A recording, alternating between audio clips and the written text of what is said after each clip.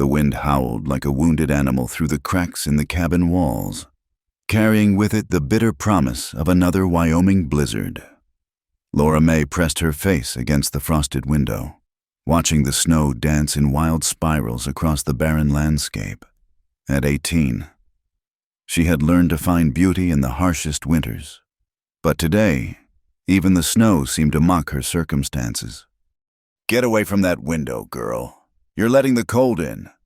Her Uncle Jeremiah's voice cut through the air like a rusty blade. Laura stepped back, wrapping her threadbare shawl tighter around her shoulders. The cabin, which had been her refuge since her parents died of fever 3 years ago, suddenly felt like a prison. "Yes, Uncle," she murmured, moving toward the rough-hewn table where 2 men sat, their shadows long and dark in the lamplight. The stranger across from her uncle was a mountain of a man, broad-shouldered and weathered by years under the unforgiving sun. Clayton Ward. She'd heard him called, a rancher from the valley, widowed these past 2 years. His face was carved from stone, all sharp angles and deep lines, with eyes the color of winter sky, cold and distant. "She's a good girl," Uncle Jeremiah was saying, his tobacco-stained fingers drumming against the table. "Knows her place, keeps a clean house, can cook and mend, never been touched by any man, if you understand my meaning." Laura felt heat rise to her cheeks despite the cold. They spoke of her as if she were livestock at market, examining her worth in practical terms. She wanted to scream, to run, but where would she go? The nearest town was 20 miles through snow-covered passes, and she had no money, no family save for this uncle who saw her as a burden to be shed. Clayton's eyes flickered toward her, a brief assessment that made her feel both seen and invisible at once. "The children need a woman's hand," he said, his voice low and gravelly. "3 of them. Oldest is 8. She's good with young ones." Uncle Jeremiah lied smoothly. Laura had never spent much time around children, but her uncle would say anything to close this deal. "Raised her sister's babe before the fever took them all." Another lie. Laura bit her tongue, tasting copper. "I'm offering a fair trade," her uncle continued, sliding a piece of paper across the table. "The deed to those 20 head of cattle my brother left her, plus the old mare. In exchange, you take her off my hands, legal and proper." Laura's heart sank. Those cattle were her only inheritance, her only hope of independence. But Uncle Jeremiah had control of them as long as she remained unwed and under his roof. It was a cruel twist of law that kept women trapped, dependent on the whims of men who claimed to protect them. Clayton studied the paper, then looked at Laura again. This time, his gaze lingered on her worn dress, her calloused hands, the proud set of her jaw despite her circumstances. "Can you speak for yourself, miss?" he asked, surprising them both. Uncle Jeremiah started to answer, but Clayton held up a hand. "I asked her." Laura lifted her chin. "I can speak, read, write, and cipher. I can work from dawn to dusk without complaint. I know herbs for healing and can shoot a rifle well enough to bring down a deer." She paused, then added with quiet defiance, "Though it seems my wishes in this matter are of little consequence." Something shifted in Clayton's expression, not quite approval, but perhaps a glimmer of respect. "Hush, girl," Uncle Jeremiah snapped. "Mr. Ward doesn't need your sass." But Clayton was already reaching for the pen. "She'll do." 2 words that sealed her fate. The pen scratched across paper, signing away her cattle, her freedom, her future. Laura watched, frozen, as her uncle's face split into a satisfied grin. Money would change hands later. She knew. This wasn't just about the cattle. Uncle Jeremiah had debts, and she was his way of settling them.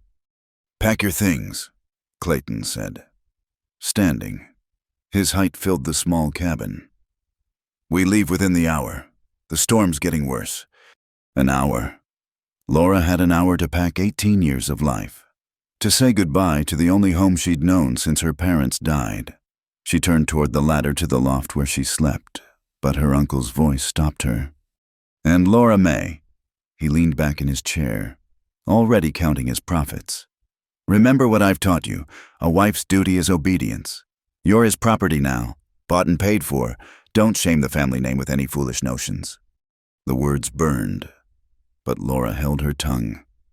In the loft, she gathered her few possessions, her mother's Bible, 2 dresses, a silver brush that had been her grandmother's, a small pouch of seeds from her mother's garden. Everything fit into a single carpet bag with room to spare.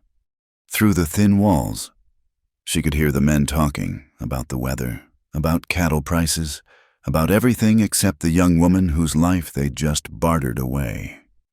At 18, she was given still a virgin to a widowed rancher with 3 children. Her uncle's crude words drifted up. Best deal I've made all winter. Laura's hands shook as she folded her nightgown. Given like a prize horse or a plot of land, the unfairness of it all threatened to overwhelm her, but she forced herself to breathe. Survival first, she told herself. Tears were a luxury she couldn't afford. When she descended the ladder, Clayton was already at the door, his heavy coat dusted with fresh snow.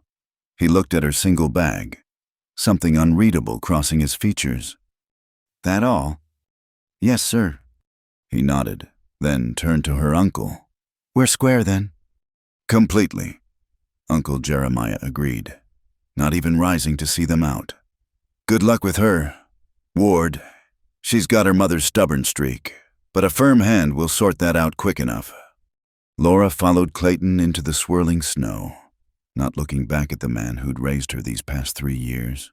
The cold hit her like a physical blow, stealing her breath. Clayton's wagon waited, loaded with supplies and covered in canvas. 2 horses stamped their feet, eager to be moving. Can you ride? Clayton asked, helping her up to the bench. Yes. Good. Might need that knowledge where we're going. He settled beside her, taking up the reins. It's a day's ride to the ranch.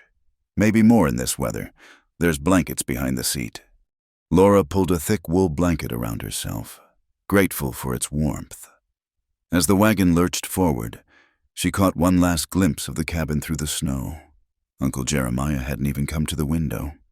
They rode in silence for the first hour. The only sounds, the creak of wheels and the whistle of wind. Laura stole glances at her new husband, for that's what he was now, in all but ceremony. His profile was harsh against the white landscape, his hands steady on the reins despite the worsening weather. Finally, he spoke. The children, Margaret, she's 3, Eli is 6, and Micah's 8. Their mother. He paused, jaw tightening. Hannah passed 2 winters ago. Fever took her quick. Laura absorbed this information, trying to picture the motherless children she'd soon be tending. I'm sorry for your loss, she said, meaning it. He nodded, a curt acknowledgement. They need someone. Can't raise them proper and run the ranch both. That's why. He gestured vaguely between them. That's why you bought me. The words slipped out before Laura could stop them. Clayton's hands tightened on the reins. I didn't buy you. This is a business arrangement. You traded cattle for me. How is that different? He was quiet for so long she thought he wouldn't answer. Then, because I'm not expecting, I won't force. He cleared his throat. You'll have your own room. This is about the children. Nothing more. The relief that flooded through her was followed quickly by confusion. A marriage, in name only. It was both better and worse than what she'd feared. The storm intensified as they climbed into the hill country. Snow fell so thick she could barely see the horses' heads. Clayton muttered something under his breath, then guided the team off the main trail. There's a line shack about a mile up. He said, We'll shelter there tonight. Laura nodded, though spending the night alone with this stranger made her nervous. But freezing to death seemed the worse option. The line shack was small but sturdy, built to withstand Wyoming's worst. Clayton saw to the horses while Laura carried their supplies inside. A single room with a stove, a narrow bed, and shelves stocked with canned goods. She had a fire going by the time he returned. "You're handy," he observed, warming his hands by the stove. "I've had to be." They shared a simple meal of beans and biscuit, the silence between them heavy with unspoken questions. Laura wondered about the wife who'd died, about the children waiting at the ranch, about what her life would become. Clayton seemed lost in his own thoughts, staring into the fire as if it held answers. "I should explain," he said suddenly. "About the arrangement, I need help with the children and the house.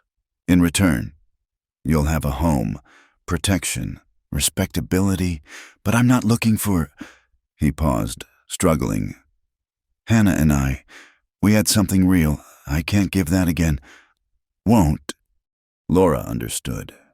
She was to be a glorified housekeeper, a mother to his children, but not a wife to him. It stung, somehow, even though she hadn't wanted this marriage.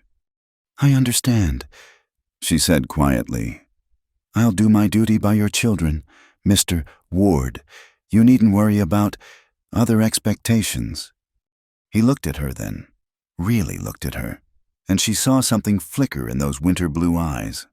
Surprise, perhaps, or maybe relief. "Clayton," he said. "If we're to live under the same roof, you should call me Clayton." "Clayton," she repeated, testing the name. "And I'm Laura, just Laura." Outside, the wind howled its lonely song, but inside the little shack, something had shifted. Not warmth, exactly, but perhaps the beginning of understanding. Two people brought together by necessity, by the harsh realities of frontier life, each nursing their own wounds. As Laura curled up in the narrow bed, Clayton took his bedroll to the floor by the stove, a gentleman's gesture that surprised her. In the darkness, she could hear his breathing, steady and deep. Tomorrow, she would meet his children. Tomorrow, she would begin her new life as Mrs. Clayton Ward, bought and paid for, but perhaps not without dignity. Tonight, she allowed herself one moment of grief for the life she'd never have, the choice to marry for love, the freedom to chart her own course. The storm raged on, but Laura May was no stranger to endurance. She would survive this, as she'd survived everything else.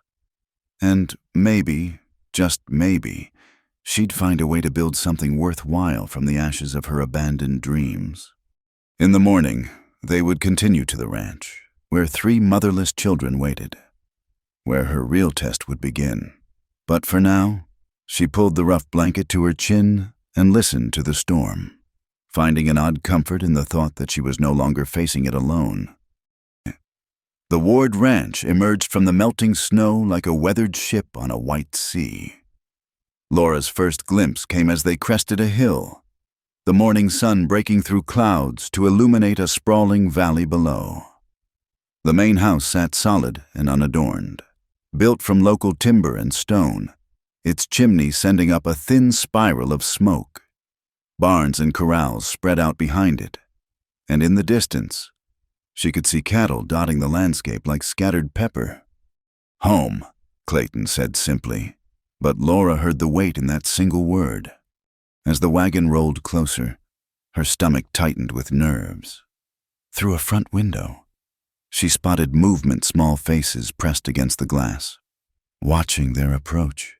The children, her children now, in a way that felt both overwhelming and unreal. Clayton brought the wagon to a stop before the front porch. The house was larger than she'd expected. 2 stories with real glass windows and a covered porch that wrapped around 2 sides. Everything was well maintained but stark, functional rather than welcoming. No flowers in the yard, no curtains at the windows, no feminine touches to soften the harsh lines. The front door opened before they could reach it. 3 children stood in the doorway, arranged by height like stair steps. The oldest, who must be Micah, had his father's strong jaw and serious expression. Eli, the middle child, peered out from behind his brother with curious hazel eyes, and little Margaret, no, Clayton had called her something else, clutched a faceless cloth doll, her thumb firmly in her mouth. "Children," Clayton said. his voice gentler than Laura had heard it. "This is Mrs. Ward. She's come to help take care of you in the house." Micah's eyes narrowed with suspicion. "She's not our mama." "No," Clayton agreed steadily. "But she's here to help. You'll show her respect and mind what she says." The little girl pulled her thumb out long enough to announce, "I'm Rosie. That's my real name. Margaret's for church." Despite her nerves, Laura smiled. "Hello, Rosie. That's a lovely doll." Rosie clutched it tighter but didn't respond. Eli continued to stare, and Micah's expression grew, if possible, more hostile. "Boys, help bring in Mrs. Ward's things," Clayton instructed. "Rosie, show her to the kitchen." The house interior was exactly what Laura expected. Clean, orderly, and utterly devoid of warmth. The parlor held sturdy furniture arranged with military precision. The walls were bare except for a single photograph on the mantel, which Laura carefully didn't look at. Not yet. Rosie led her through to the kitchen, walking with the determined gait of a child on a mission.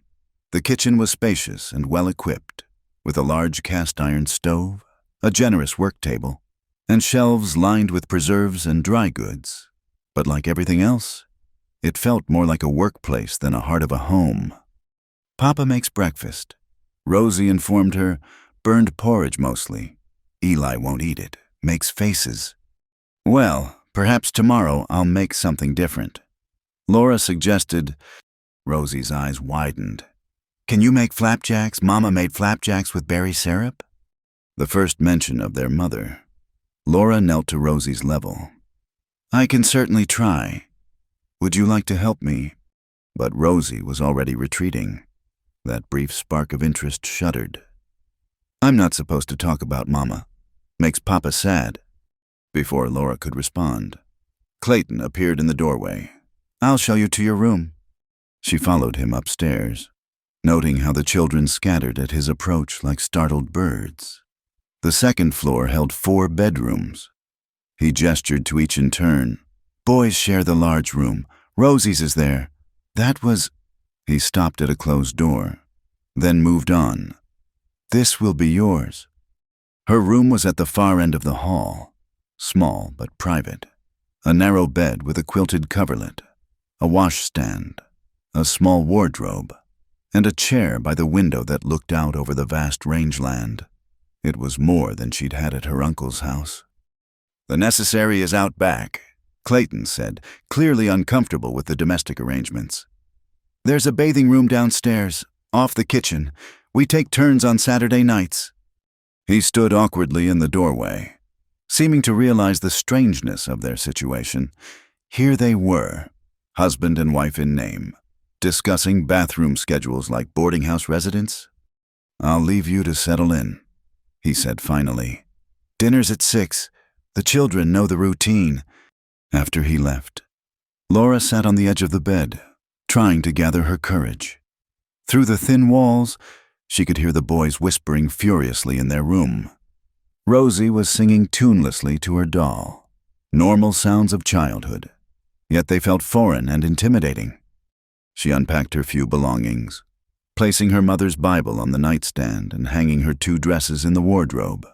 The silver brush went on the washstand, the seed packets she tucked into a drawer, hoping for spring and a chance to plant them. A soft knock interrupted her thoughts. Eli stood in the doorway, skinny as a scarecrow in 2 short pants. "Micah says you're gonna try to be our new mama," he said accusingly. "Says Papa bought you 'cause he couldn't manage us proper." Laura's heart ached at the hurt in his voice. "I'm not trying to be anyone's mama," she said carefully. "I'm just here to help. Maybe we can be friends instead." Eli considered this. "Can you tell stories? Mama told the best stories." "I know a few. About dragons. Especially about dragons." A tiny smile flickered across his face before he remembered to be suspicious and darted away. The afternoon stretched long and awkward. Laura explored the house, trying to learn its rhythms. The pantry was well stocked but disorganized, The parlor hadn't been properly dusted in months. Everywhere she looked, she saw evidence of a household struggling to function without its heart. In what must have been Hannah's sewing room, she found baskets of mending waiting attention, children's clothes with torn seams, socks with holes, Clayton's shirts missing buttons. She settled into the chair and picked up a needle, grateful for familiar work. "That's where Micah found her an hour later." "That was Mama's chair," he said flatly. Laura's hand stilled. "Would you prefer I didn't use it?" He shrugged with false indifference. "Don't matter. She's dead." The casual cruelty of the words couldn't mask the pain behind them.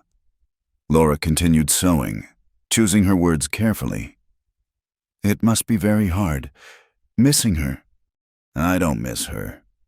He lied. "I don't need another mama neither.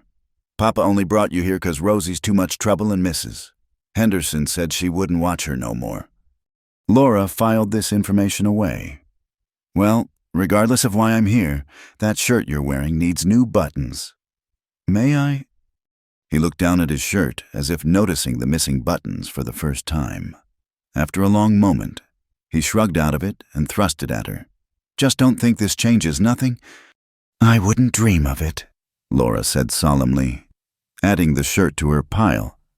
By evening, she'd made a significant dent in the mending and started dinner. She found the children knew the routine all too well. They appeared in the kitchen at exactly 6 o'clock, taking their places at the table like little soldiers. Clayton came in last, washing at the basin by the door. The table was set, beef stew bubbling on the stove, fresh bread cooling on the counter. It was the first real meal she'd cooked in her new home, and she watched anxiously as they began to eat. "It's good," Eli ventured after a few bites. "Course it is," Rosie said loyally, though Laura noticed she was mostly pushing vegetables around her bowl. Micah ate in stubborn silence. Clayton simply nodded his approval. Conversation was stilted, limited to Clayton asking about chores and the boys giving monosyllabic responses. Laura felt like an intruder at their table, unwelcome and unneeded. After dinner, as she cleared dishes, she noticed a small piece of paper tucked beside the stove. In Clayton's blocky handwriting, "Coffee at dawn. Children eat at 7. List of supplies on the pantry door." Such a simple thing, but it made her eyes sting. He was trying, in his way, to help her find her place. The evening routine was clearly established. Clayton read to Rosie while the boys did schoolwork at the kitchen table. Laura washed dishes, listening to the low rumble of his voice from the parlor. He read stiffly but patiently, stopping when Rosie interrupted with questions. "Time for bed, little one," she heard him say eventually. "Will she tuck me in?" Rosie's voice was small. "If you'd like." Rosie appeared in the kitchen doorway, clutching her father's hand. "Papa says you can tuck me in, if you want." It was the first overture any of them had made. Laura dried her hands quickly. "I'd be honored." Rosie's room was a shrine to childhood. Dolls on shelves, drawings tacked to walls, a rocking chair in the corner that must have been Hannah's. Rosie climbed into bed and looked at Laura expectantly. Mama always sang. She said, "Do you sing?" "Not well," Laura admitted, "but I could try." She sang an old lullaby her mother had favored, about mockingbirds and looking-glasses. Rosie's eyes grew heavy, her grip on the cloth doll loosening. "You smell different than Mama," Rosie murmured sleepily. "Like lavender. Mama smelled like roses." Laura smoothed the child's hair. "Sleep now, sweet girl." When she returned downstairs, Clayton was banking the fire in the parlor. The boys had disappeared to their room. "Thank you," he said without looking at her. "She hasn't let anyone but me put her to bed since—" "She's a dear child." "They all are, under the anger and hurt." He straightened, meeting her eyes briefly. "It'll take time. They've had too much change, too much loss." "I understand." He nodded and moved toward the stairs, then paused. "There's coffee in the pot come morning. I'm out before dawn most days. The children know their chores. Left alone, Laura wandered back to the kitchen, through the window. Moonlight turned the snow-covered ranch into something from a fairy tale. But inside, the house felt hollow, haunted by the woman who'd made it a home. On impulse, she returned to the parlor and approached the photograph on the mantel. Hannah Ward smiled out at her, pretty and sweet-faced, with Rosie's curls and Eli's gentle eyes. She looked kind, happy, loved. "I'll try." Laura whispered to the photograph, "I'll take care of them as best I can." The house settled around her with creaks and sighs, and Laura made her way to her lonely room at the end of the hall. Her first day as Mrs. Clayton Ward was ending, and she'd survived it. Tomorrow would bring new challenges, new attempts to breach the walls these wounded hearts had built. As she lay in the narrow bed, listening to the unfamiliar sounds of her new home, she thought about the note by the stove. Such a small gesture, but it gave her hope. Perhaps she wasn't just the purchased solution to a problem. Perhaps, given time and patience, she could help this broken family heal. And perhaps, in healing them, she might find some peace for herself as well. The moon traced its path across her window, and somewhere in the house, a child coughed. Laura listened, ready to rise if needed, already learning the rhythms of her new life. She was no longer Laura May, unwanted niece. She was Mrs. Ward now, needed if not yet wanted, with 3 wounded children and a grieving husband depending on her strength. It was terrifying. It was overwhelming. But for the first time in 3 years, she had a purpose beyond mere survival. And that, she thought as sleep finally claimed her, was a beginning. Spring came slowly to Wyoming, creeping across the valley in fits and starts.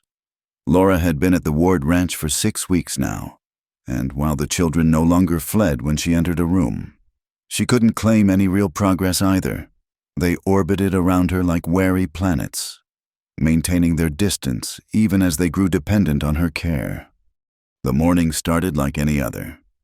Laura rose before dawn to start the coffee and begin breakfast. She'd learned that Micah liked his eggs runny. Eli wouldn't eat anything that touched on his plate, and Rosie would only drink milk if it had a sprinkle of cinnamon. Small victories, hard-won through trial and error. She was mixing biscuit dough when she heard it, a violent coughing from upstairs that made her heart skip. Rosie. The little girl had been sniffling for days, but this sounded different, urgent.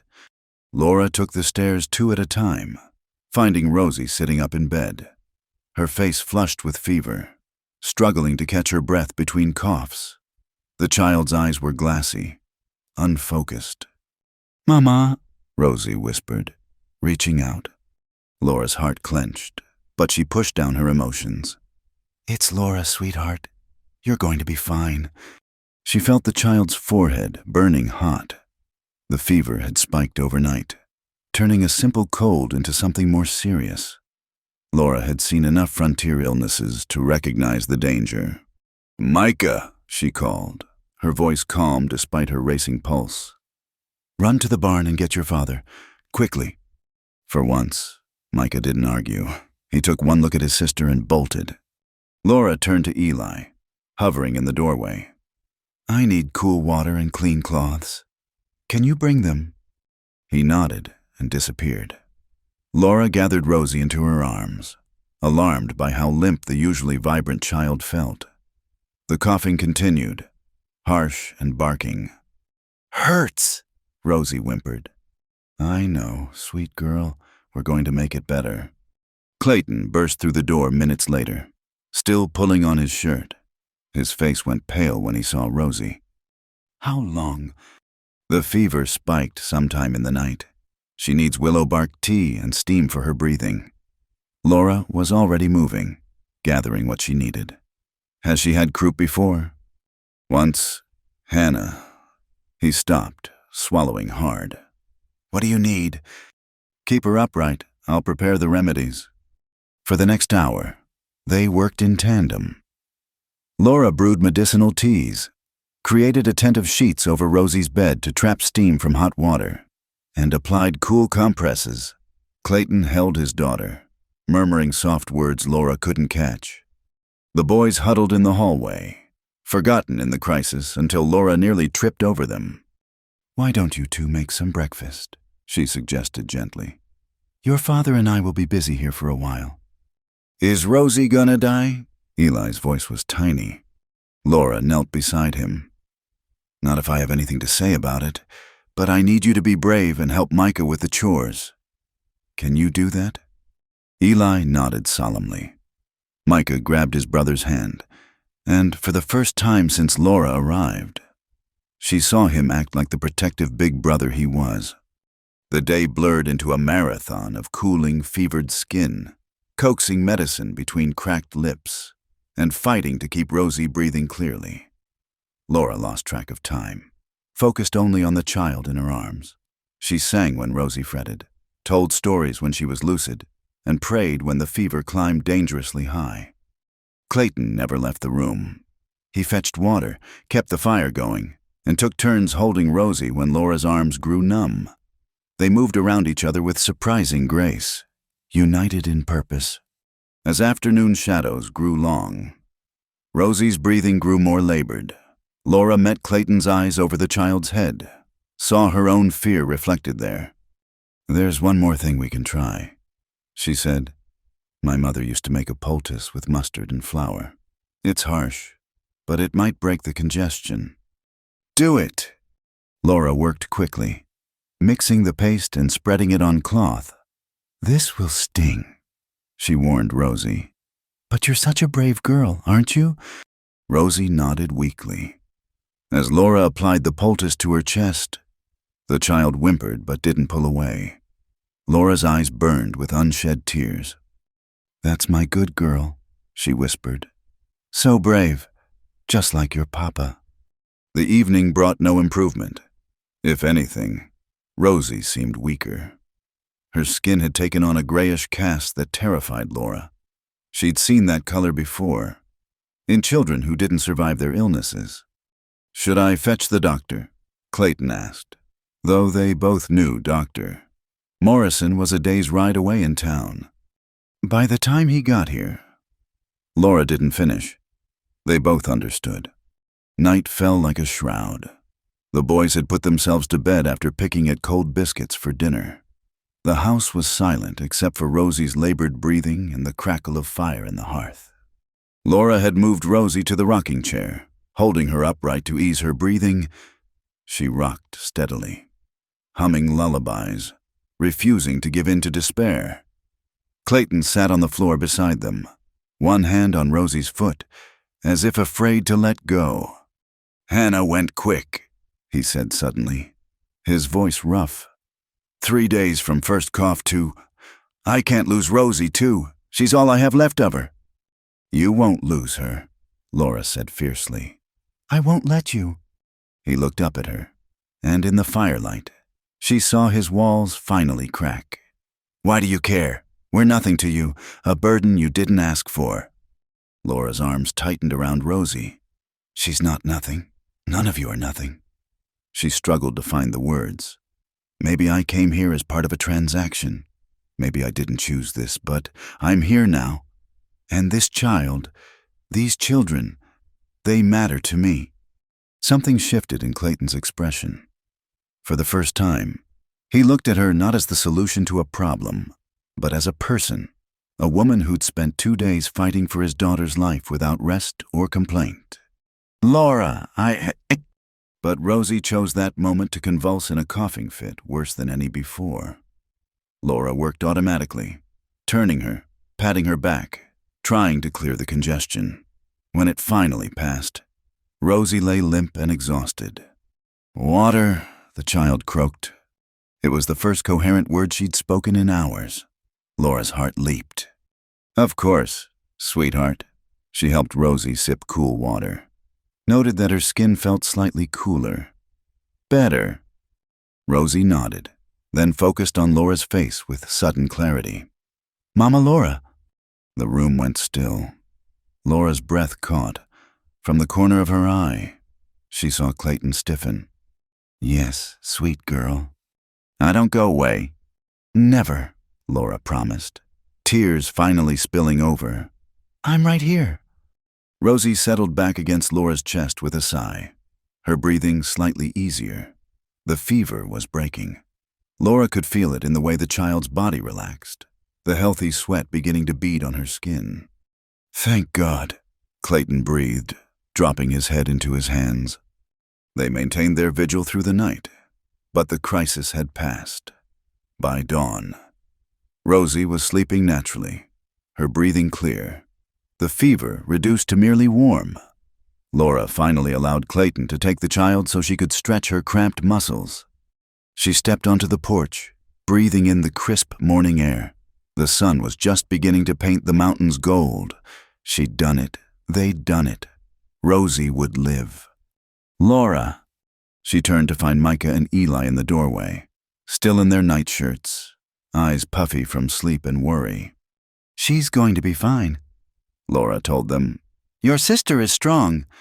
Eli launched himself at her, wrapping skinny arms around her waist. After a moment's hesitation, Micah joined the embrace. Laura held them both, feeling their relief shudder through their small bodies. "We thought," Micah's voice cracked, "like Mama." "No," Laura said firmly. "Not like that. Rosie's going to be chasing chickens and singing off key before you know it." When they finally released her, Micah looked up at her with eyes so like his father's. "You stayed. You didn't have to, but you stayed." "Where else would I be?" He considered this, then nodded as if she'd passed some important test. "I'll start the chores." "I'll help," Eli added, following his brother. Laura watched them go, something warm blooming in her chest. Not love, not yet, but the possibility of it. When she returned to Rosie's room, she found Clayton had moved the child to her bed. He stood by the window, watching the sunrise. "Laura," he said without turning, "what you did, I don't have words." "You don't need words. She's your daughter. I did what anyone would do." "No." He faced her then, his expression raw and open in a way she'd never seen. "Not anyone. You fought for her like she was your own. Even Hannah's own sister wouldn't have—" He stopped, shaking his head. "I've been a fool."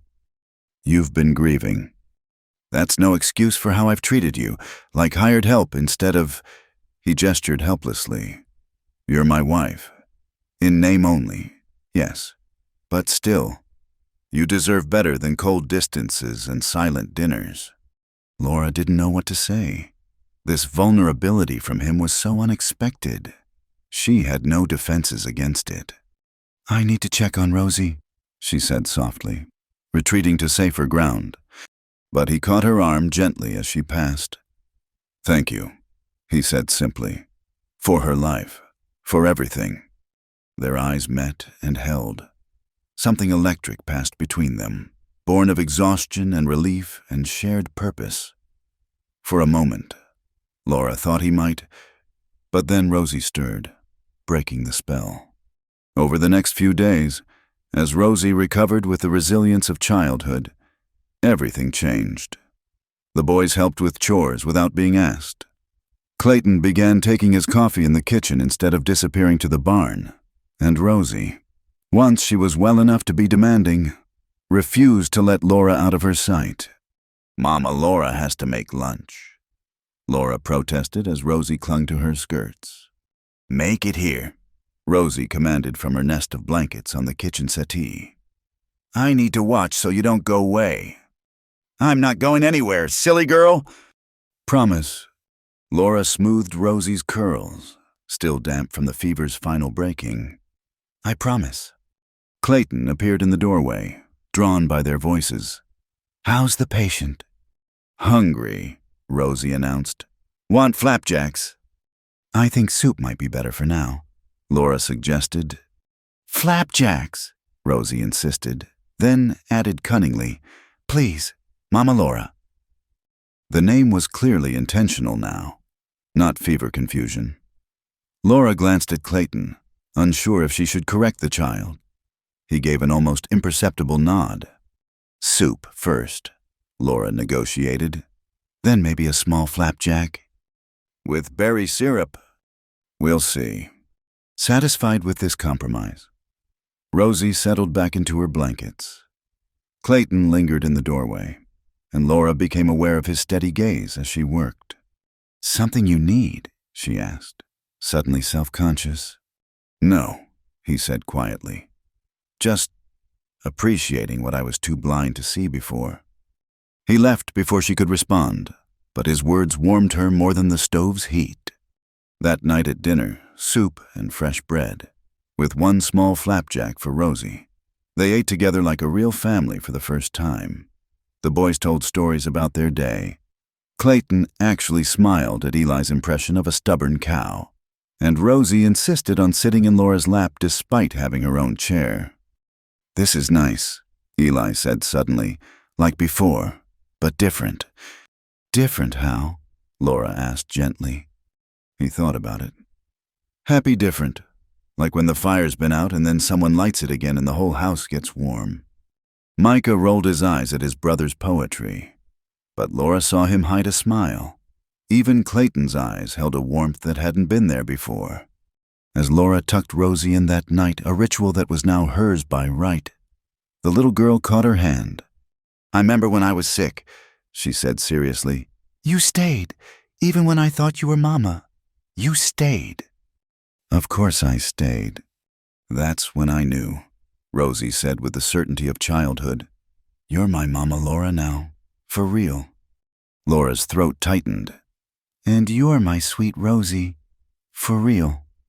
When she left Rosie's room, she found Clayton waiting in the hall. Without speaking, he took her hand and squeezed it gently. "The fire's lit again," he said softly, echoing Eli's words. "Thanks to you." As he released her hand and headed to his own room, Laura touched the spot where his fingers had been. The fire was indeed lit, and not just in the hearth, in her heart, in this house, in this family that was slowly, carefully, beginning to include her. She thought of that first cold night in the line shack, when Clayton had promised this was just business, just about the children. How quickly promises could change when hearts began to thaw. The lamp flames flickered as she made her rounds, checking locks and banking fires. Her family, and yes, somewhere between Rosie's fever and tonight's dinner, they had become hers, slept safely under this roof. Tomorrow would bring its own challenges, but tonight, Laura Ward felt something she hadn't experienced in years. She was home.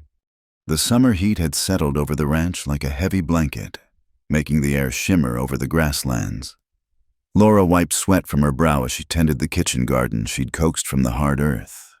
The seeds from her mother's collection had taken root, and now beans climbed wooden stakes while tomatoes grew heavy on their vines. "Mama Laura, look," Rosie called from where she crouched among the carrot rows. "This one's shaped like a dancing man." Laura smiled at the child's delight. 3 months had passed since Rosie's illness, and the little girl had attached herself to Laura like a shadow. The boys, too, had warmed considerably. Just yesterday, Micah had asked her advice about a girl at church, blushing furiously the whole time. The sound of approaching horses drew her attention. Clayton was returning from town with supplies, but he wasn't alone. Jake Morrison, a neighboring rancher, rode alongside him. Laura's stomach tightened. Jake was known for his loose tongue and crude manners. "Boys," she called to Micah and Eli, who were repairing a fence nearby. "Help your father with the supplies." She ushered Rosie inside, not liking the way Jake's eyes followed them. Through the kitchen window, she watched Clayton and Jake talk by the barn. Their voices carried on the still air. "She's settling in well, I see," Jake said, nodding toward the house. "Pretty little thing. Must be nice, having a young wife warming your bed again." "Watch your tongue," Clayton warned, his voice low and dangerous. "Just saying what everyone's thinking. You bought her fair and square from that uncle of hers, 20 head of cattle." Wasn't it not a bad price for a virgin bride? Laura's hands clenched on the dish rag.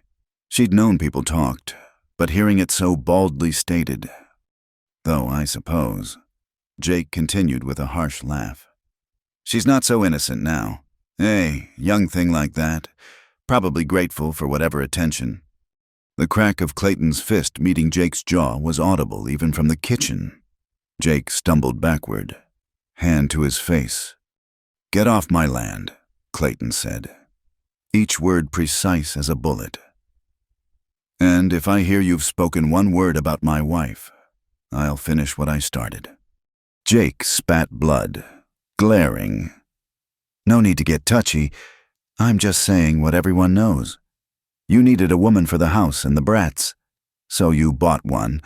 It's a business arrangement, nothing more."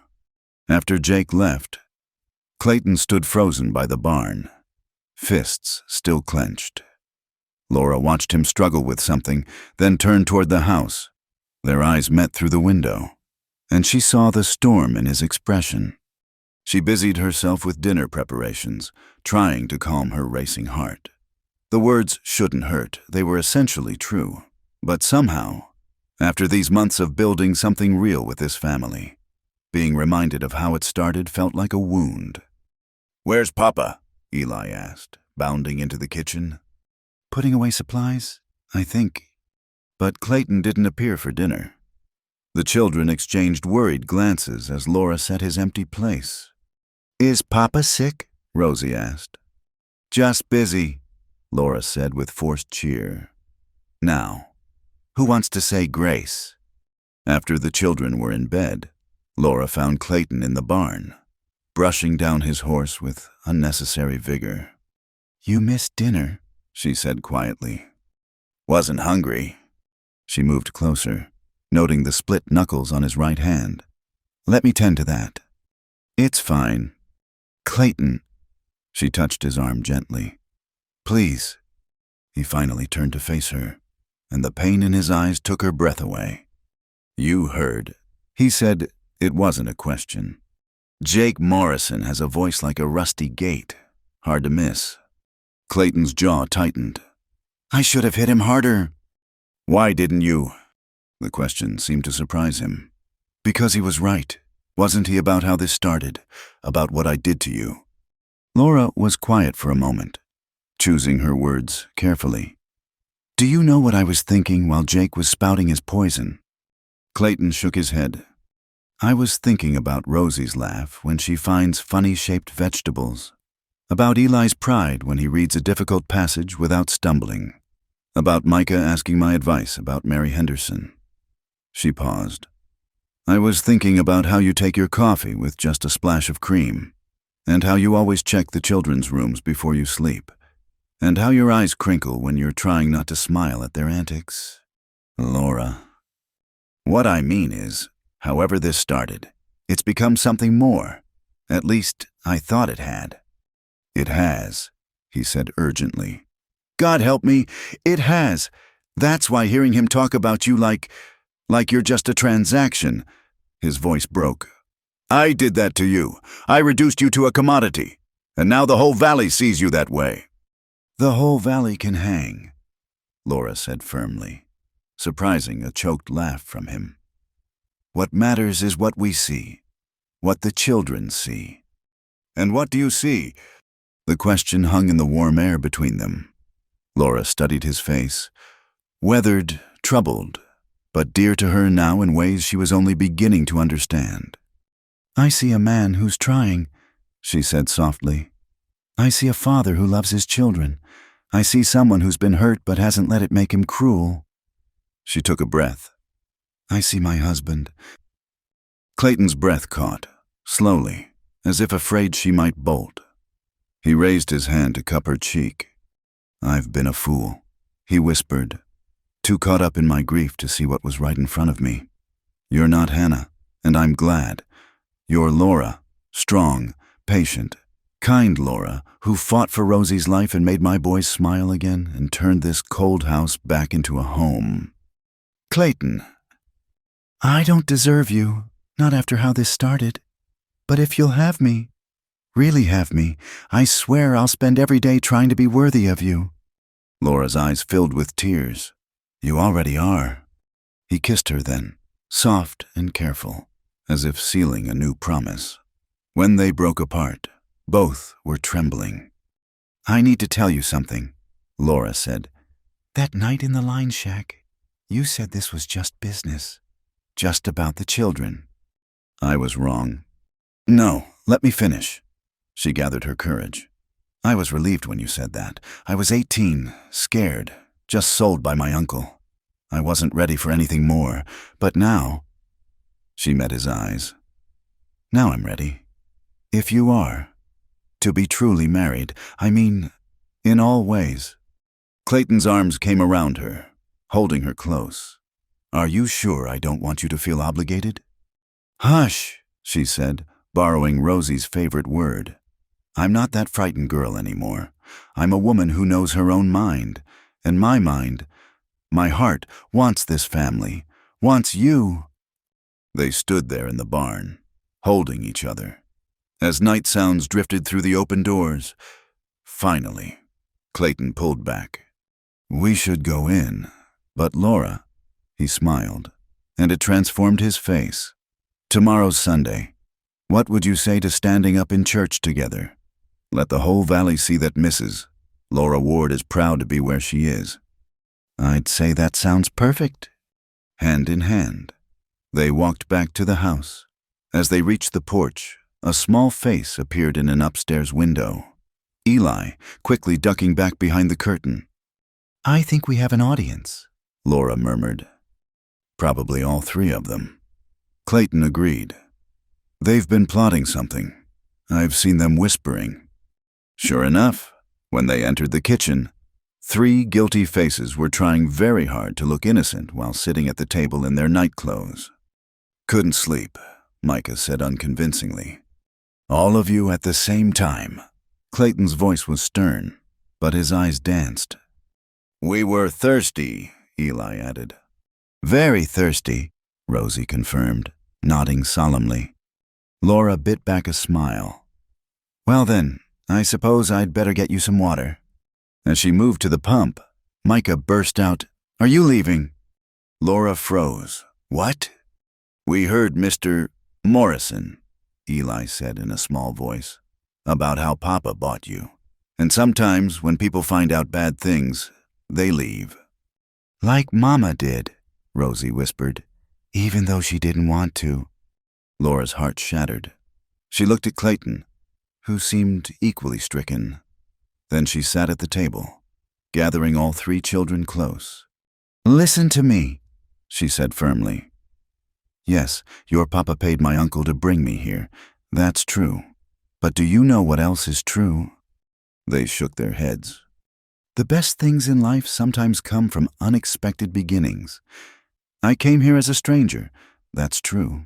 But now I'm Mama Laura, who knows just how Eli likes his eggs, who helps Micah with his arithmetic, who sings Rosie to sleep. I'm not going anywhere. Promise? Eli asked. I promise. You're stuck with me. Good, Rosie said decisively. 'Cause we voted, and we want to keep you. You voted? Clayton asked, eyebrow raised. Micah flushed. We had a family meeting about whether Mama Laura should stay forever. It was unanimous. Even used Robert's Rules of Order, Eli added proudly. From the book at school. Laura laughed, tears streaming down her face. Well, if it was unanimous... Motion carried, Micah said solemnly. Mama Laura stays forever. Clayton cleared his throat suspiciously. All right, parliamentarians, back to bed. As the children headed upstairs, Rosie turned back. Papa, you voted too, right to keep Mama Laura. Clayton looked at Laura, his eyes soft. Yes, little one, I voted too. After the children were settled, Laura and Clayton stood in the hallway between their rooms. The moment stretched, full of new possibilities. Everything's changed, Laura said quietly. Yes, Clayton agreed. But slowly, we have time to get it right. He kissed her forehead gently. "Good night, Mrs. Ward." "Good night, Mr. Ward." Laura went to her room, but sleep eluded her. Through her window, she could see the stars scattered across the Wyoming sky like spilled diamonds. Tomorrow, she would walk into church on Clayton's arm, facing down the gossips with her head high. Tomorrow, she would truly begin her life as Mrs. Ward, not the purchased bride, but the chosen wife. A soft knock interrupted her thoughts. "Laura," Clayton's voice was uncertain. I wanted to say, that is—" She opened the door to find him struggling for words. This man who'd faced down storms and stampedes, but was undone by emotion. "What Jake said today. I need you to know that's not how I see you. Not anymore. Maybe not ever. Really, even that first day, when you stood up to me about speaking for yourself. You were never just a solution to me. You were always Laura." "I know," she said simply. "And you were never just a business arrangement to me. Even when I was scared. Even when I thought that's all it could be. Part of me hoped for more. And now I don't have to hope. Now I have it." They stood there, two people who'd found each other through the strangest of circumstances, building something beautiful from an ugly beginning. Tomorrow would bring challenges, gossip to face, conventions to defy, a marriage to truly build. But tonight, they had this understanding, acceptance, and the first tender shoots of love. "No more sleeping down the hall?" Clayton asked tentatively. Laura smiled.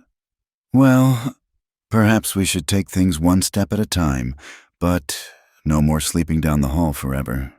He grinned like a boy. "I can work with that." As he turned to go, Laura called him back. "Clayton, thank you for defending me today, for seeing me as more than what Jake said." "Thank you," he replied, "for being more, so much more." When her door closed this time, it was with the knowledge that everything had shifted. The transaction that had brought her here was buried under months of shared meals, sick vigils, garden plantings, and bedtime stories. In its place grew something organic and real, a family bound not by bills of sale but by choice, by daily acts of love, by the decision to stay and build and trust. Outside, a coyote howled in the distance, but Laura felt no fear. She was home. She was wanted. And tomorrow, she would stand before the world as Laura Ward, not because she was bought, but because she was beloved.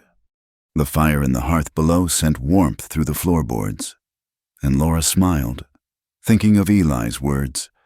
The fire was indeed lit again, burning steady and true, warming every corner of a house that had learned to breathe again. The first snow of the season fell like a whispered secret, soft flakes drifting past the kitchen window where Laura kneaded bread. 6 months had passed since that night in the barn. 6 months of careful steps toward each other, of learning to be truly married. The house hummed with contentment. Eli practicing his letters at the table, Rosie playing with her dolls by the stove, Micah helping Clayton with harness repairs in the mudroom. "Mama Laura," Rosie said, not looking up from her dolls.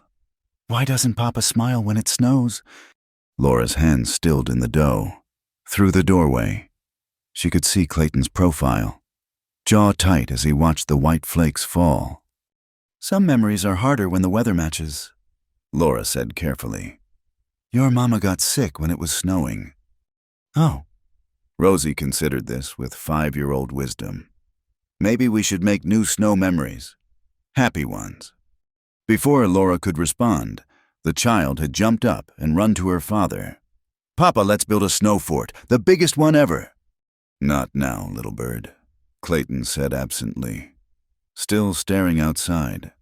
Laura saw Rosie's face fall and made a quick decision. "I think a snow fort sounds wonderful. Boys, get your coats." "But it's still falling," Micah protested, even as excitement lit his eyes. "Perfect fort-building weather.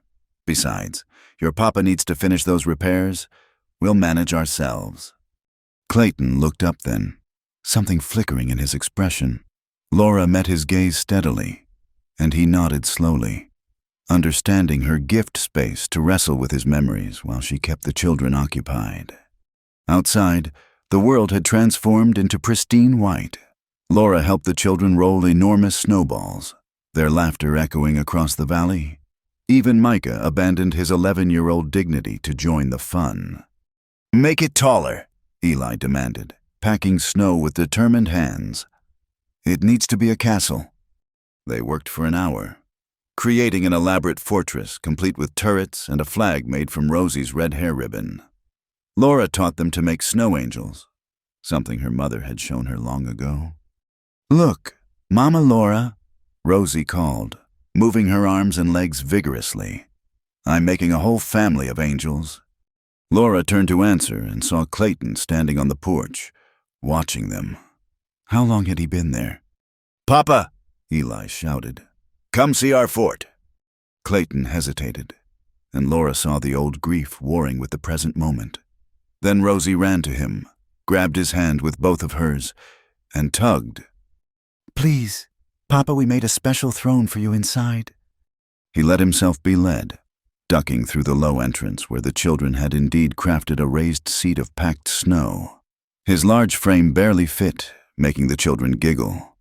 "Now you're the Snow King," Rosie declared, fashioning a crown from twigs.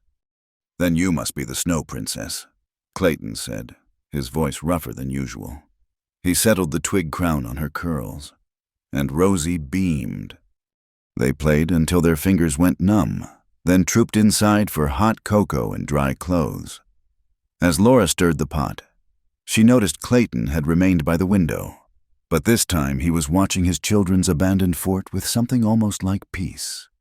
That night, after the children were asleep, Laura found him in the parlor, staring at Hannah's photograph on the mantel.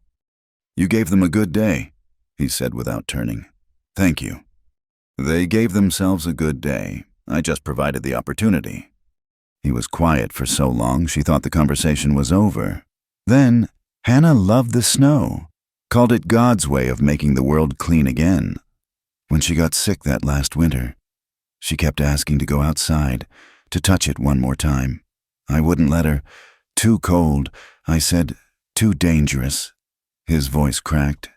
"She died without feeling snow again." Laura moved to stand beside him, not touching, just present. "I've hated winter ever since," he continued. "Couldn't see snow without remembering what I denied her. But today, watching you with the children," he turned to face her. "You're healing us, Laura, all of us, even me." "You're healing yourselves," Laura said gently. "I'm just here to witness it." He pulled her close then, and she rested her head on his chest, feeling his heartbeat strong and steady. "I need to tell you something," he said into her hair. "I've been thinking about it for weeks, but couldn't find the words." Laura pulled back to see his face. "What is it?" "I want to marry you." She blinked in confusion. "Clayton, we are married." "No." He cupped her face in his calloused hands. "We had a transaction disguised as a wedding, papers signed, goods exchanged, but that's not a marriage." "Not really." He took a breath. "I want to marry you properly. In church, with flowers and music and the children standing with us. I want to say vows, make promises I intend to keep. I want the whole valley to see that Laura Ward is my chosen bride, not my purchased solution." Tears spilled down Laura's cheeks. "Clayton, you deserve that. We deserve that. A real beginning to wash away the tainted start." He wiped her tears with his thumbs. "What do you say?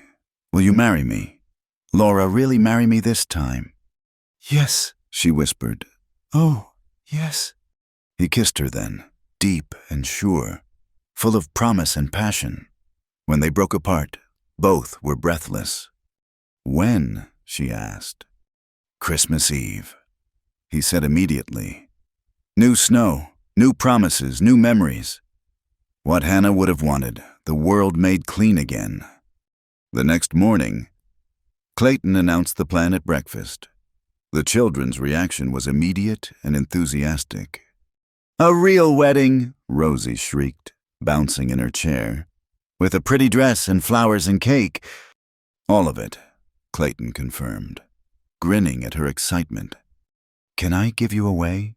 Micah asked Laura seriously. "Since you don't have other family here." Laura's throat tightened. "I would be honored." "And I'll carry the rings," Eli added. "I promise I won't drop them like Jimi Henderson did at his sister's wedding." "What about me?" Rosie demanded. "Flower girl, of course," Laura said. "The most important job of all." The weeks that followed were a whirlwind of preparation. Mrs. Albertson, the minister's wife, helped Laura alter Hannah's wedding dress with Clayton's blessing. "She would want this," he'd said firmly when Laura protested. "She would want you to have something beautiful, want the children to see you honored as you deserve." The dress was ivory silk, yellowed slightly with age, but still lovely. As Mrs. Albertson pinned the hem, she chuckled. "Never seen a woman get married twice to the same man. You're making quite a statement." "Good," Laura said firmly. "I want everyone to know this is our choice." Word spread quickly through the valley. Some neighbors were supportive, others gossip-hungry, but Laura found she didn't care. What mattered was her family and this chance to start fresh. 3 nights before Christmas Eve, Laura woke to find Rosie standing by her bed, tears streaming down her face. "Sweetheart, what's wrong?" "I dreamed you left," Rosie sobbed. "After the wedding, like Mama did after hers went to heaven." Laura gathered the child close. "Oh, sweet girl, I'm not going anywhere." "But Mama didn't mean to go either," Rosie said with devastating logic. Laura carried her to the rocking chair, holding her tight. "You're right. Sometimes people have to leave even when they don't want to. But you know what?" "What?" "The love they leave behind stays forever. Your mama's love is still here, in you and your brothers and your papa. And my love is here too, growing stronger every day. Even if something happened to me, which it won't, that love would stay." Rosie considered this, hiccuping slightly. "Like snow." "How do you mean?" "Snow melts, but it turns into water that helps things grow. So it's still there, just different." Laura marveled at the child's wisdom. "Exactly like that." They rocked in silence until Rosie's breathing evened out. As Laura carried her back to bed, she found Clayton in the hallway. "How long were you listening?" she asked softly. "Long enough." His eyes were bright with unshed tears. "Laura, God, I love you." It was the first time he'd said it so plainly. Laura's heart soared. "I love you too," she whispered. "So much it frightens me sometimes." "Don't be frightened," he said, taking Rosie from her arms to carry to bed. "We've got time, all the time in the world." Christmas Eve dawned crystal clear and bitter cold. Fresh snow had fallen overnight, making the world sparkle like Rosie's fairy tales. Laura stood before the mirror in Hannah's, now her wedding dress, barely recognizing herself. The woman looking back was no longer the frightened girl sold by her uncle. This was a woman who'd chosen her path, fought for her family, and found love in the most unexpected place. "You look beautiful," Micah said from the doorway, unusually formal in his Sunday best. "Thank you." She adjusted his collar, noting he'd grown 2 inches since spring. "You clean up pretty well yourself." "Mama Laura." His voice cracked slightly. "I'm glad Papa found you." "We all are." "Oh, Micah." She hugged him carefully, mindful of her dress. "I'm glad he found me too." The church was full when they arrived, curiosity bringing out neighbors who usually spent Christmas Eve at home. But Laura had eyes only for Clayton, standing at the altar in his black suit, looking at her like she was a miracle. Reverend Albertson beamed as they took their places. "Dearly beloved, we gather on this holy evening for a most unusual purpose, to bless a union already formed, to speak vows already lived, to celebrate a love that grew from the rockiest of soil. As he spoke, Laura felt the rightness of it. This wasn't about erasing their beginning, but transforming it, like snow becoming water to nourish new growth. Clayton Ward, the Reverend continued, will you take Laura as your wife, to love and cherish, in sickness and health, in good times and bad, for as long as you both shall live? I will, Clayton said, his voice carrying to every corner of the church. I have. Laura Ward, will you take Clayton as your husband, to love and cherish, in sickness and health, in good times and bad, for as long as you both shall live? I will, Laura said clearly. I do. I choose to. That last part wasn't in the traditional vows, but she wanted it said. She saw understanding dawn on faces throughout the congregation. This wasn't a woman bound by circumstance anymore. This was a woman choosing her fate. When Clayton kissed her, the church erupted in applause. Rosie threw flower petals with abandon. Eli managed the rings without dropping them, and Micah stood proud and tall beside them.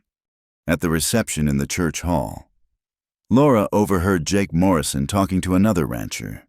Have to hand it to Ward, turned a business deal into a love match. That takes some doing. Wasn't Ward who did the turning, the other man replied. That woman transformed the whole family. Sometimes the best things come from the strangest beginnings. Laura smiled, twirling Rosie on the makeshift dance floor. Indeed they did. Late that night, as snow began falling again, Laura stood at their bedroom window. Their bedroom now. Truly. Clayton came up behind her, wrapping his arms around her waist. No more sleeping down the hall, he murmured against her neck. No more sleeping down the hall, she agreed, turning in his arms. Are you happy? Happy doesn't begin to cover it. He rested his forehead against hers. 6 months ago, I thought my heart was frozen solid, dead as winter ground. Then you came and proved me wrong. You proved yourself wrong, Laura corrected. You just needed someone to show you it was safe to thaw. Outside, the snow continued to fall, but inside, the Ward house was warm with love and laughter and the promise of all the seasons to come. In the morning, the children would wake to find their parents truly united, their family truly whole. But for now, Clayton and Laura stood together at the window, watching the snow transform the world outside, knowing that come spring, it would all melt to nourish new life, just as their love had transformed a cold transaction into something beautiful and lasting. Merry Christmas, Mrs. Ward, Clayton whispered. Merry Christmas, Mr. Ward, Laura replied, and sealed it with a kiss that promised forever. The snow fell on, covering the old tracks and scars, making everything clean and new, just as love had covered their difficult beginning, transforming a business arrangement into a romance that would be told around Wyoming hearths for generations to come. Sometimes the best love stories begin with the worst introductions. Sometimes it takes a blizzard to appreciate the warmth of home. And sometimes, Laura thought as she fell asleep in her husband's arms, sometimes you have to get married twice to get it exactly right. The scream that tore through the afternoon air made Laura's blood freeze. She dropped the basket of laundry she'd been carrying, clothes scattering across the porch as she ran toward the sound. Behind the barn, a crowd had gathered, ranch hands clustered around something on the ground, their faces grave. Let me through. Laura pushed past the men, her heart hammering. What happened? Then she saw him. Micah lay crumpled in the dust, his right leg bent at an unnatural angle, face white as parchment. Blood seeped through his torn pants, and his eyes were closed, dark lashes stark against his pallid cheeks. Mustang spooked. Tom, the foreman, explained quickly. Threw him into the fence post, hit hard. Laura dropped to her knees beside the boy, her hands already checking for injuries with the efficiency born of frontier necessity. The leg was clearly broken, but worse was the gash along his ribs where he'd struck the post. Each shallow breath he took sent fresh blood flowing. "Get Clayton," she ordered, not looking up. "Ride fast. Tom, I need clean water, all the bandages from the house, and my medicine box. Samuel, help me carry him inside, carefully." The men scattered to their tasks. Laura cradled Micah's head as they lifted him, murmuring soothing words though he couldn't hear them. Eli and Rosie appeared on the porch, eyes wide with terror. "Is Micah dead?" Rosie whispered. "No, sweetheart, but he's hurt. I need you both to be very brave and helpful. Eli, clear the kitchen table. Rosie, bring all the clean towels you can find." The children fled to their tasks, grateful for something to do. Laura and Samuel maneuvered Micah onto the table, and she began cutting away his bloodied clothes with steady hands that belied her inner panic. The wounds were worse than she'd feared. The break was clean but severe, bone visible through torn skin. The gash along his ribs was deep, possibly reaching into the chest cavity. Already, his breathing had grown more labored. "Where's that water?" she called. Tom burst through the door with buckets and her medicine box. Laura worked methodically, cleaning wounds, packing the worst bleeding with cloth, preparing splints for the leg. But Micah's color wasn't improving, and a frightening wheeze had developed in his breathing. Clayton's horse could be heard before he appeared. The thunder of hooves at full gallop. He burst through the door, taking in the scene with one wild glance. "How bad?" "Bad," Laura said simply, not sugarcoating. "The leg will heal, but the chest wound, I think it's punctured the lung lining. He needs the doctor." Clayton's face went ashen. "That's a day's ride, in his condition." "I know." Laura met his eyes. "But we have to try. He won't make it without proper surgery." "I'll go," Tom volunteered. "Fastest horse. Change mounts at the Henderson place." "Go," Clayton agreed. "Tell Doc Morrison it's life or death." As Tom left, Laura returned to her patient. Micah's eyes fluttered open, unfocused and glassy with pain.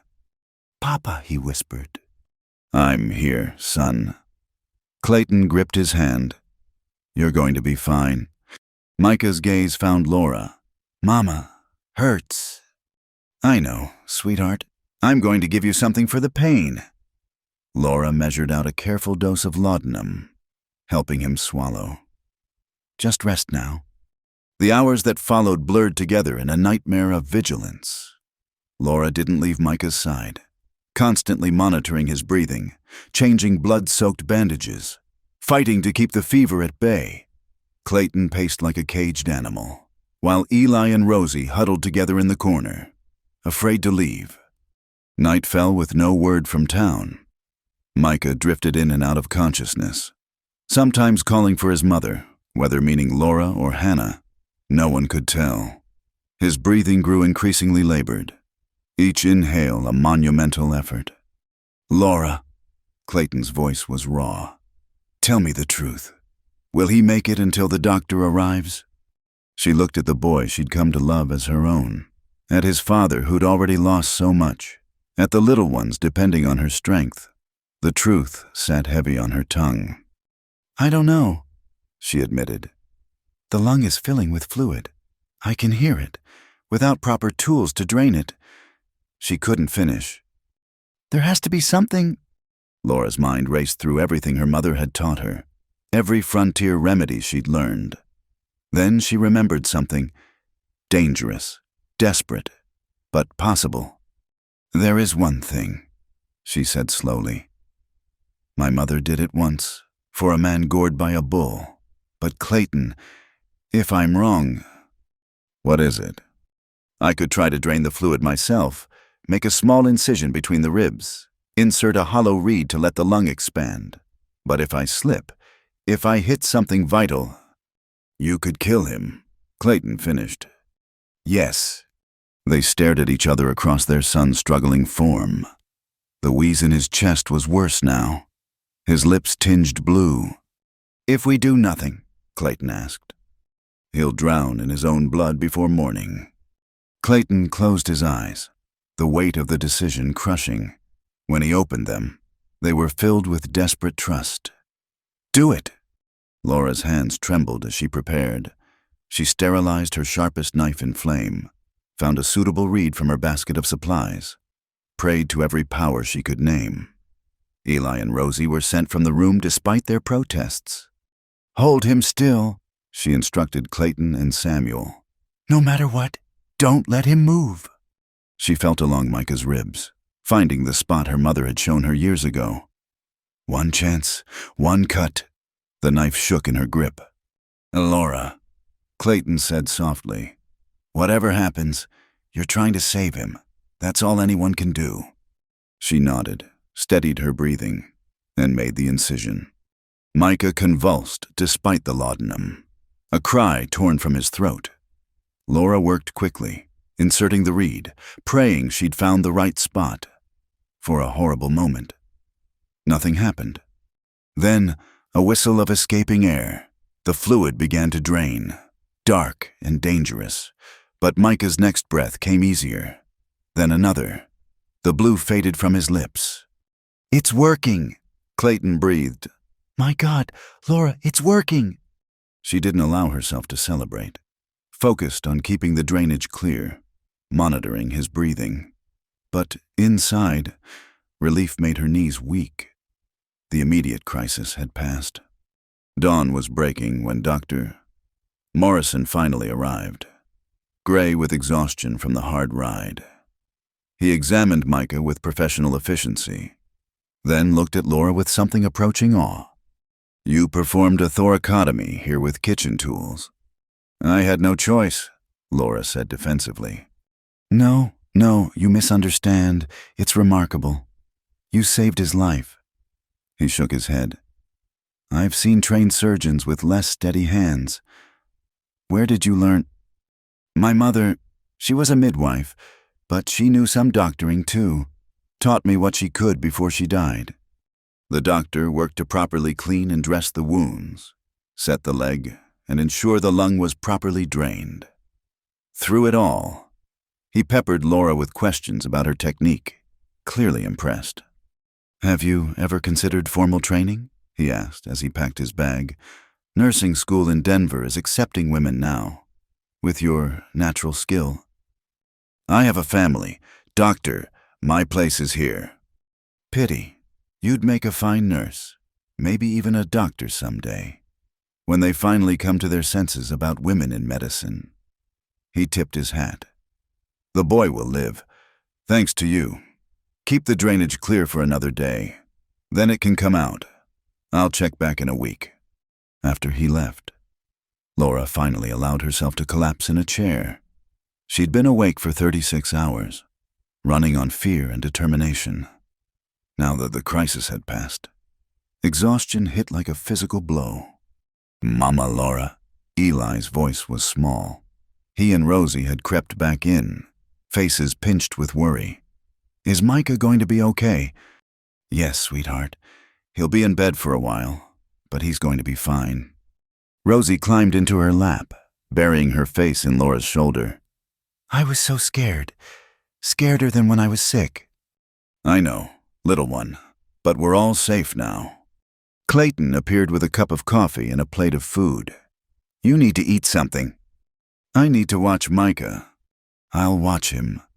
You've done enough, Laura, more than enough. His voice broke slightly. You saved my boy. Our boy, Laura corrected softly. He smiled then, tired but genuine. Our boy. Over the following days, as Micah slowly recovered, word spread through the valley about what Laura had done. Neighbors brought food and offers of help, their previous gossip replaced by genuine admiration. Even Jake Morrison, stopping by to check on them, tipped his hat with newfound respect. Heard you play doctor, he said gruffly. That took guts. It took necessity, Laura replied. Any mother would have done the same. Maybe, but not many could have pulled it off. He shifted uncomfortably. I owe you an apology, Mrs. Ward, for things I said before. Was wrong of me. Laura accepted gracefully, though privately she thought it shouldn't have taken nearly losing Micah to earn basic courtesy. The greatest change was in Micah himself, as he healed. Propped up in bed with his legs splinted, he watched Laura with new eyes. "You could have let me die," he said one afternoon as she changed his bandages. "Would have been safer for you. If you tried and failed, people would have blamed you." Micah Ward, what a thing to say. "But it's true. You risked everything to save me. Why?" Laura set aside the bandages and took his hands. "Because you're my son.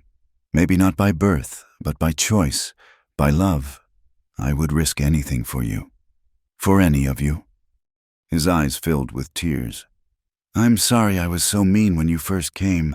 I thought if I loved you, it meant forgetting Mama." "Oh, sweetheart." Laura pulled him close, careful of his injuries.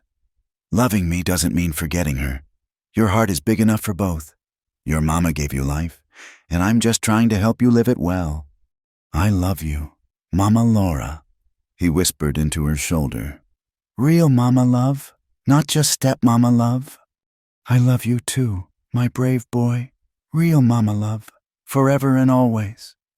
When Clayton found them later, Micah asleep with his head on Laura's shoulder, both their faces streaked with dried tears, he said nothing, just kissed Laura's forehead and sat beside them, their little family circle complete. The week passed slowly. Doc Morrison returned as promised, declaring himself amazed at Micah's progress. The lung had healed cleanly. The leg was mending straight, and barring any setbacks. Full recovery was expected. "You've got a gift," he told Laura again. "Don't waste it." That night, as Laura tucked Micah in, he'd been moved back to his own bed finally. He caught her hand.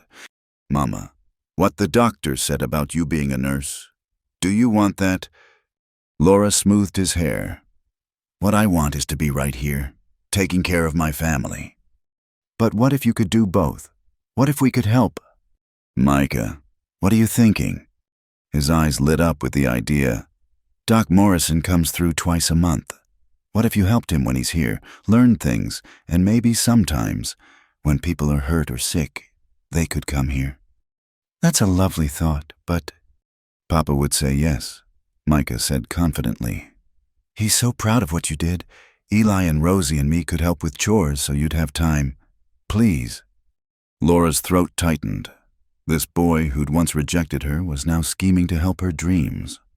"We'll see," she said, which every child knows means probably yes. Later, she found Clayton on the porch, watching the stars. She told him about Micah's suggestion, expecting dismissal. Instead, he was quiet for a long moment. "Do you want to learn, really?" Laura considered.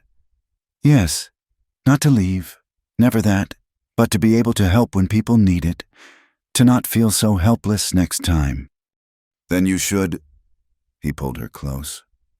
"We nearly lost him. Laura, but you knew what to do.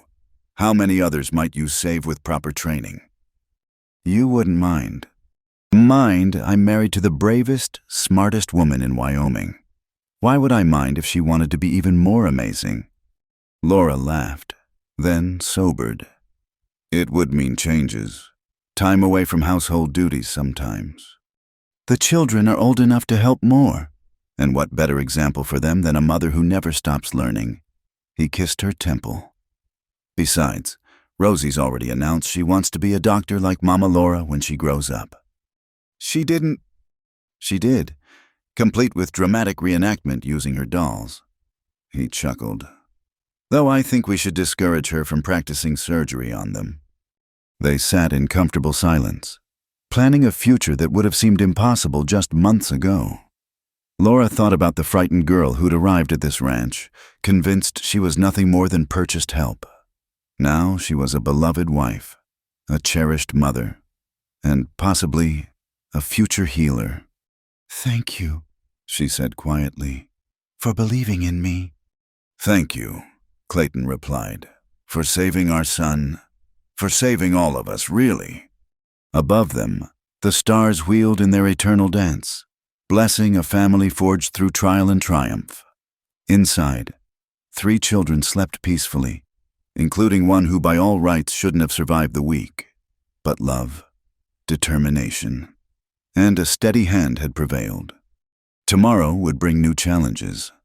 Micah still had weeks of recovery ahead. The ranch work continued regardless of family crises. And if Laura truly pursued medical training, it would mean carving out a new kind of life, one that balanced traditional roles with emerging possibilities. But tonight, she sat with her husband under the vast Wyoming sky, grateful for the journey that had brought them here, from purchased bride to cherished wife, from frightened girl to capable healer, from stranger to mother. It had been a transformation as complete as winter giving way to spring. And the best part, Laura thought as she headed inside to check on Micah one more time, was that the story was far from over. It was, in fact, just beginning. The wildflowers were in full bloom across the Wyoming meadows, painting the landscape in brilliant splashes of yellow, purple, and white. Laura stood before the mirror in her room, smoothing the soft blue dress she'd sewn for this occasion. It wasn't white that had been for her first wedding, the real one at Christmas. This ceremony was something different, something deeper. "Mama Laura, you look like a fairy princess," Rosie exclaimed from the doorway, clutching a basket of flower petals. "Thank you, sweetheart. Are you ready?" Rosie nodded enthusiastically, her own dress a miniature version of Laura's. "Papa's waiting by the oak tree. He looks nervous." Laura smiled. The mighty Clayton Ward, who faced down blizzards and stampedes without flinching, reduced to nerves by a simple ceremony.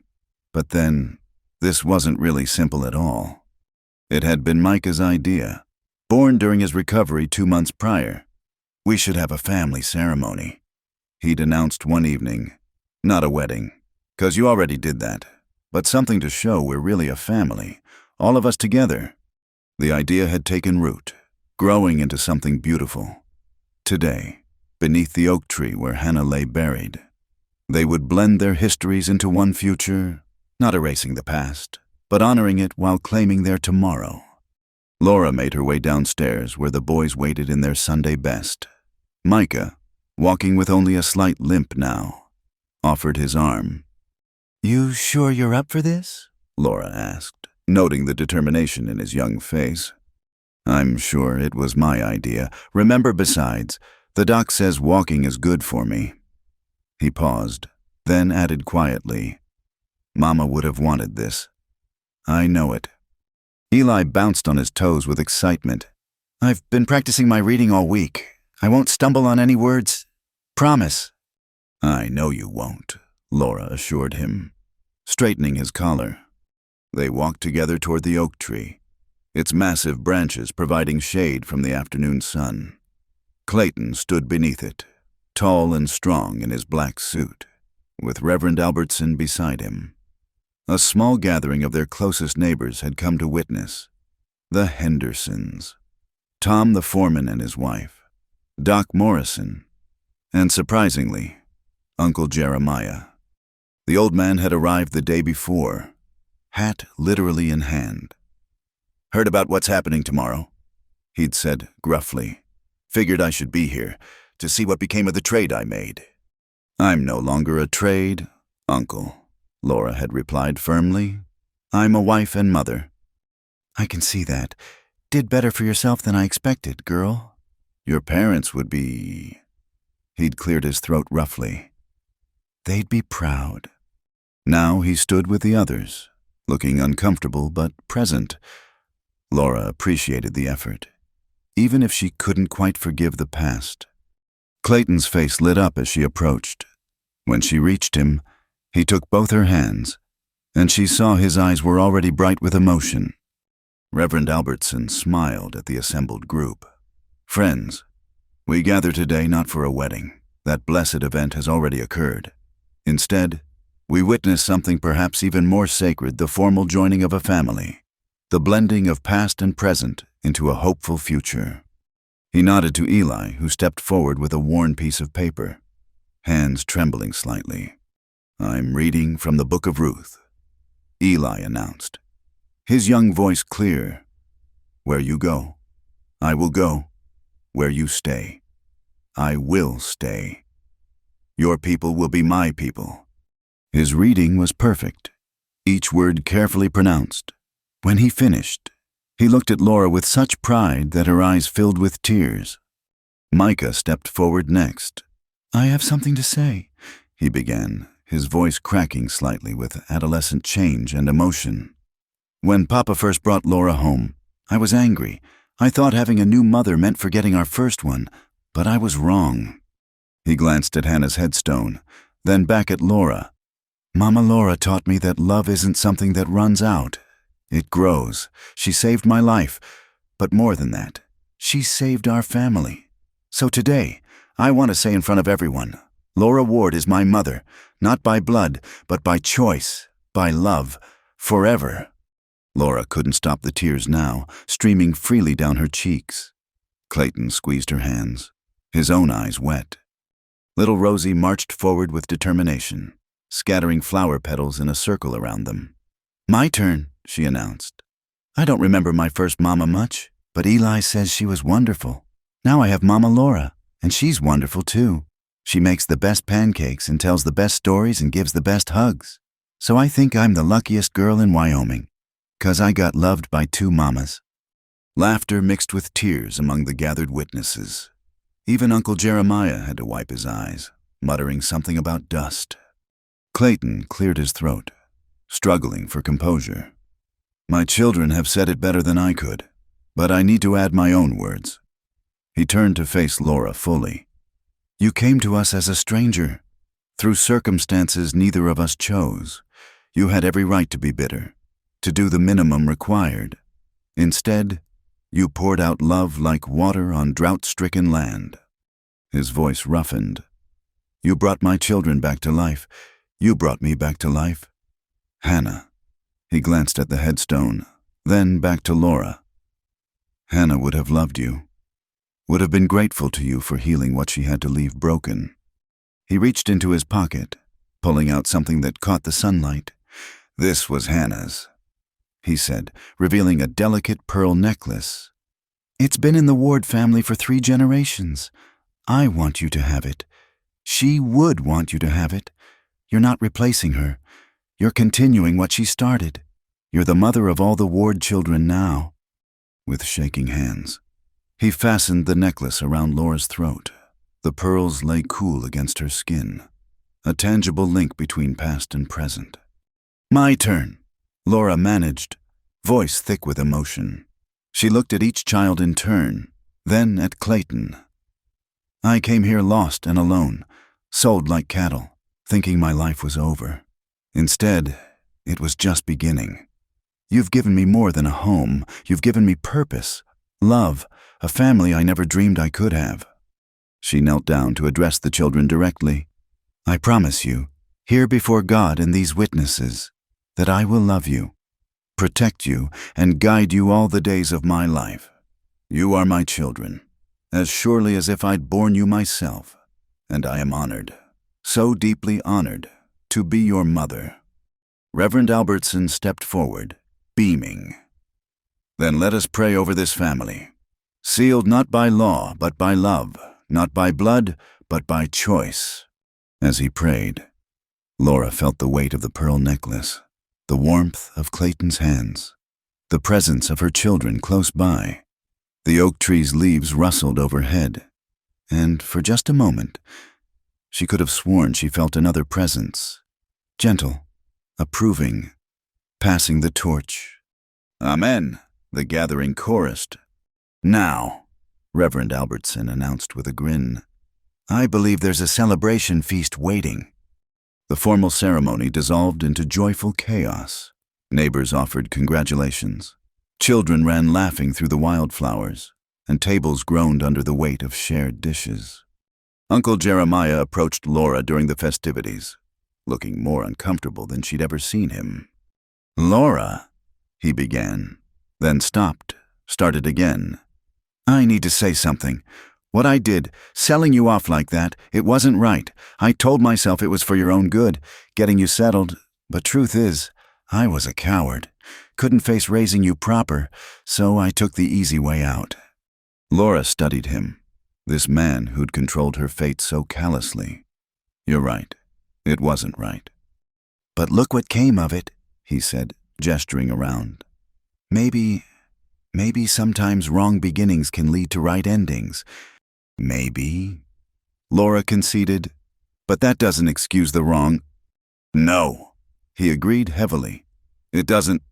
I'm sorry, Laura. Your parents would have horsewhipped me for what I did, but seeing you now, seeing what you've built, he shook his head. You're stronger than I ever gave you credit for. I had to be. He nodded, accepting the rebuke. I brought something. Should have been yours all along. He handed her a small leather pouch. Inside were her mother's wedding ring and a daguerreotype of her parents. Laura's breath caught. I thought these were lost. I kept them. Don't know why. Guilt, maybe. He shifted awkwardly. They're yours now, as they should be. Thank you, Laura managed. Uncle Jeremiah tipped his hat and moved away, leaving Laura clutching the precious items. Clayton appeared at her elbow. You all right? More than all right, she said, showing him the treasures. I have my past and my future all here together. As the sun began to sink toward the mountains, painting the sky in shades of rose and gold, Doc Morrison approached. Beautiful ceremony, he said, and I have news you might consider a wedding gift of sorts. I have arranged for you to spend 2 days a month with me on my rounds, learning proper medical procedures, if you're still interested. Oh, yes, Laura exclaimed. But the children. We discussed it. Clayton interrupted. The children are eager to help make it possible. Micah's quite proud of the idea that his mother will be learning doctoring. Best wedding not wedding gift ever, Eli chimed in, having overheard. As the evening wound down, the Ward family found themselves alone again beneath the oak tree. The dishes were cleared, the guests gone home, the sun setting in spectacular fashion. It was perfect, Laura said, leaning against Clayton as the children played nearby. It was, he agreed. Though I think Rosie might have used a whole garden's worth of flowers. It was supposed to be special, Rosie called out, having heard her name. And it was. Indeed it was, little bird. Clayton agreed. Micah approached, something in his hands. I made something, he said shyly, for after the ceremony. He revealed a wooden sign, carefully carved, the Ward family, Clayton, Laura, Micah, Eli, and Rosie. Established 1878, renewed 1879. Oh, Micah, Laura breathed. It's perfect. Thought we could hang it on the porch, he said, pleased by her reaction. So everyone knows we're a real family now. We were a real family before, Clayton said, ruffling his son's hair. But I like the sign. We'll hang it first thing tomorrow. As darkness began to fall, they made their way back to the house, their home. Rosie rode on Clayton's shoulders. Eli held Laura's hand, and Micah carried his sign proudly. The pearl necklace caught the last rays of sunlight, linking past to present to future. That night, after the children were asleep, Laura stood on the porch with Clayton, looking out over their land. The sign would hang here tomorrow, declaring to all who passed what they had built from such unlikely beginnings. No regrets, Clayton asked softly. How could I regret the path that led me here? Laura replied. Every hard moment, every tear, every struggle, they all led to this, to us, to our family. He pulled her close, and they stood together in the peaceful darkness. Somewhere in the distance, a coyote called to its mate. The stars emerged one by one, diamonds against velvet, and in the house behind them, 3 children slept peacefully, secure in the knowledge that they were loved, that their family was whole, that tomorrow would bring new adventures but the same steadfast love. The girl who had been sold was gone. In her place stood Laura Ward, wife, mother, healer in training, and the heart of a family forged by choice and sealed by love. It wasn't the life she'd planned, but it was the life she'd chosen. And that made all the difference. Tomorrow would bring its challenges. There would be sick calves and broken fences, stubbed toes and hurt feelings, lessons to learn and chores to do. But there would also be laughter and hugs, shared meals and bedtime stories, and the deep satisfaction of belonging. The oak tree stood sentinel in the darkness, guardian of past sorrows and present joys, and beneath its ancient branches, 2 graves bore witness to the truth that love transcends loss, that families can be remade, and that sometimes the most beautiful gardens grow from the rockiest soil. The Ward family was complete, not perfect, but whole, not without scars, but stronger for them, and ready for whatever tomorrow might bring. Together. Spring arrived with a whisper of warm wind and the first green shoots pushing through the melting snow. Laura stood in the garden, one hand resting on her swollen belly, watching the children work the soil they'd prepared together. 2 years had passed since the family ceremony under the oak tree, and life had settled into rhythms both familiar and miraculous. "Mama, look," Rosie called, now 7 and growing like a weed. "The seeds are sprouting." Laura smiled, remembering the packet of seeds from her mother's garden she'd brought to this ranch 3 years ago. Now they flourished here, roots deep in Ward's soil, just like she had. "Careful with that hoe, Eli," Micah instructed his brother. At 13, he'd grown tall and responsible, the limp from his accident barely noticeable. "You'll cut the seedlings if you're not watching." "I'm watching," Eli protested, though he adjusted his grip. At 9, he was caught between wanting to be grown up like Micah and still young enough to play in the dirt with Rosie. Clayton appeared from the barn, his face lighting up when he saw her. Even after all this time, that look still made her heart skip. "You shouldn't be out here working," he said, though his tone held more affection than scolding. "I'm watching, not working," Laura replied. "Besides, Doc Morrison said gentle activity is good for me and the baby." "Babies," Clayton corrected with a grin that hadn't left his face since they'd learned the news. "Still can't believe we're having twins." The news had shocked everyone, including Doc Morrison, but Laura had suspected for weeks she was far too large for just one baby, and she could feel movement in too many places at once. The confirmation had sent Clayton into a spiral of protective hovering that was both endearing and occasionally exasperating. "Papa, when the babies come, will we still be your favorites?" Rosie asked, abandoning her gardening to wrap muddy arms around Clayton's legs. "You'll always be my favorites," he assured her. "Hearts don't divide, they multiply. There'll be enough love for everyone." "Good," she said decisively. "'Cause I have lots of love to give the babies, but I still need some for me too." Laura laughed, reaching out to smooth Rosie's wild curls. The little girl had grown so confident, so secure in her place in the family. All the children had.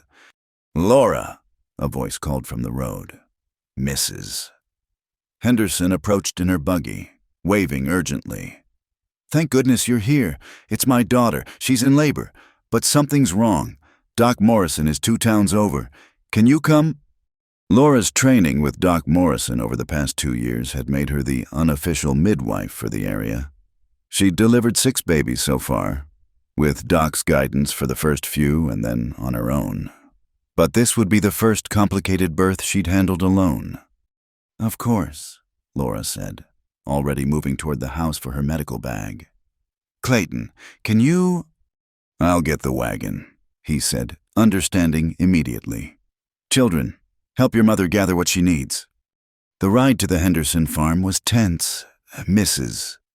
Henderson explained that her daughter, Mary, had been in labor since the previous evening with little progress. Laura's mind ran through possibilities. Preparations, prayers. They found Mary exhausted and frightened, her young husband Paul pacing helplessly nearby. Laura examined her carefully, her heart sinking at what she found. "The baby's turned wrong," she explained gently. "That's why things aren't progressing. But we're going to fix that. All right, Mary." "Can you?" Mary gasped between contractions. "Doc Morrison said if a baby's turned wrong." "Doc Morrison taught me what to do," Laura said with more confidence than she felt. "Paul, I need hot water, clean linens, and someone needs to keep the other children outside. Mrs. Henderson, you'll help me." What followed were some of the longest hours of Laura's life. She worked to turn the baby, drawing on everything Doc Morrison had taught her, every instinct her own mother had passed down. Mary screamed, Paul prayed, and Laura refused to give up. "I can't," Mary sobbed at one point. "It hurts too much. I can't do this." Laura gripped her hands, remembering her own fears. "Yes, you can. You're stronger than you know.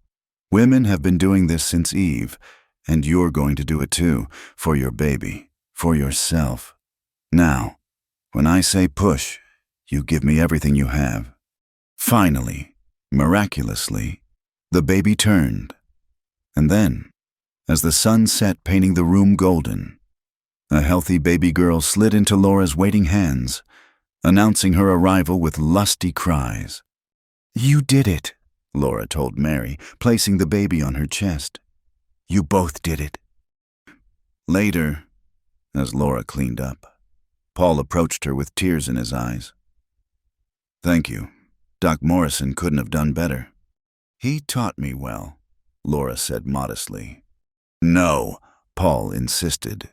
"It was more than training. You gave Mary strength when she had none left. That's not something you can teach. That's who you are." The ride home was quiet, Laura exhausted but exhilarated. Clayton kept glancing at her with a mixture of pride and worry. "You're amazing," he said finally. "But when our babies come, I want Doc Morrison here. No offense to your skills, but I need you focused on yourself, not on doctoring." "Agreed," Laura said, leaning against him. "I plan to be thoroughly selfish when our time comes." They found the children had kept supper warm, the table set and waiting. As they ate, Laura told them about the birth, carefully edited for young ears. "So you saved another baby?" Eli asked, impressed. "That's 3 this year." "4, Micah corrected. "Don't forget the Jansen twins count as 2. "Soon we'll have our own twins," Rosie said dreamily. "I hope they're girls. Boys are smelly." "Hey," both boys protested, leading to the usual sibling squabble that made Laura smile. This was home noise and love and gentle chaos. A month later, Laura's time came with a vengeance. She woke to pain and wetness, shaking Clayton awake. "It's time," she managed. "But Clayton, something feels different." He was up instantly, lighting lamps, sending Micah for Doc Morrison and Tom for Mrs. Henderson. The children hovered anxiously as Clayton helped Laura to the bed they'd prepared downstairs. "Too fast," Laura gasped as another contraction hit. "They're coming too fast." Doc Morrison arrived to find Laura well into labor, both babies eager to make their entrance. "Twins often come quickly," he said, examining her. "Everything looks good. Laura, you know what to do." "I know what to tell others to do," she panted. "Being on this side is different." "Welcome to every woman's paradox, Mrs. Henderson said with a knowing smile. "The midwife becomes the mother. Now breathe." The first baby arrived as dawn broke, a boy with lusty lungs and his father's strong features. Laura barely had time to marvel at him before the second began its journey. "A girl," Doc Morrison announced 15 minutes later. "Perfect in pink and already trying to grab her brother's foot." Laura laughed through tears as Clayton placed both babies in her arms. They were smaller than single babies, but perfect, already showing distinct personalities, the boy calm and observant, the girl squirming and vocal. "They need names," Rosie announced, peering at the babies with fascination. Can I help pick day? We thought you all might want to help, Clayton said, his voice rough with emotion. They'd discussed this, letting the older children be part of naming their siblings, making them feel included rather than replaced. Thomas, Micah suggested promptly.